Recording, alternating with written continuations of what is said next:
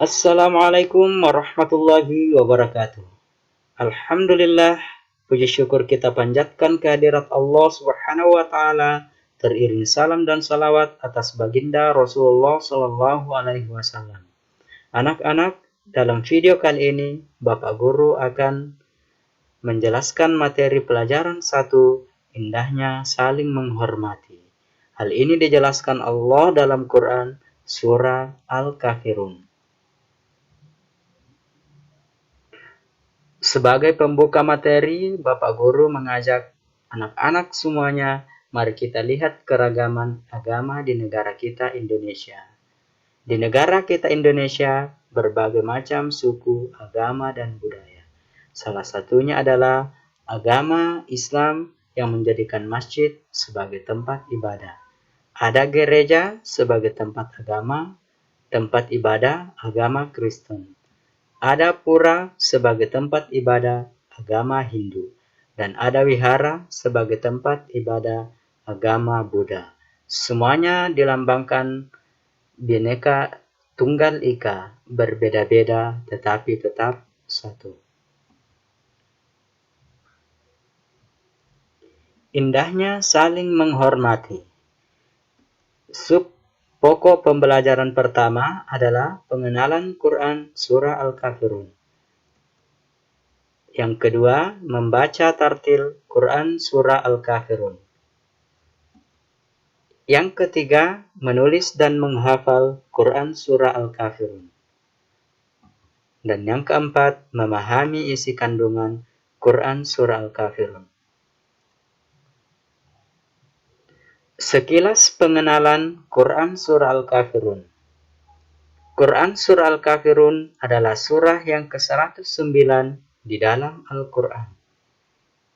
Surah Al-Kafirun terdiri dari 6 ayat. Surah Al-Kafirun digolongkan surah Makkiyah karena diturunkan di kota Mekah sebelum Nabi Muhammad SAW hijrah ke Madinah. Kata Al-Kafirun sendiri artinya orang-orang kafir yang diambil dari ayat pertama Quran Surah Al-Kafirun. Surah Al-Kafirun mengisyaratkan pupusnya harapan orang-orang kafir Quraisy karena Nabi Muhammad SAW tidak akan mengikuti tata cara beribadah orang-orang kafir. Untuk materi membaca dan menulis Quran Surah Al-Kafirun, silahkan simak video sebelumnya.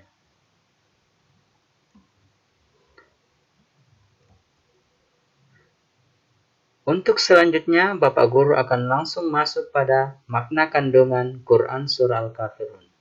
Yang pertama, umat Islam dilarang mencampur adukan agama Islam dengan mengikuti tata cara beribadah penganut agama lain.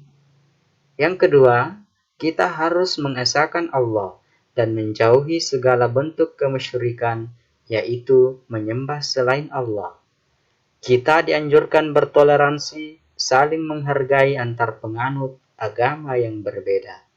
Untuk lebih jelasnya, Bapak Guru akan jelaskan satu persatu dari ayat 1 sampai 6. Bismillahirrahmanirrahim. Qul ya ayyuhal kafirun. Katakanlah Muhammad, wahai orang-orang kafir. Ayat 1 berisi jawaban Allah Subhanahu wa taala melalui Rasulullah Shallallahu alaihi wasallam yang ditujukan kepada orang-orang kafir. Orang kafir adalah orang yang tidak menerima ajakan Nabi Muhammad Shallallahu alaihi wasallam untuk menerima agama Islam. La a'budu ma ta'budun. Aku tidak akan menyembah apa yang kamu sembah. Ayat kedua, kita tidak boleh menyembah atau beribadah berdasarkan tata cara ibadah agama lain. Umat Islam hanya menyembah Tuhan yang Maha Esa, yaitu Allah Subhanahu wa taala. ولا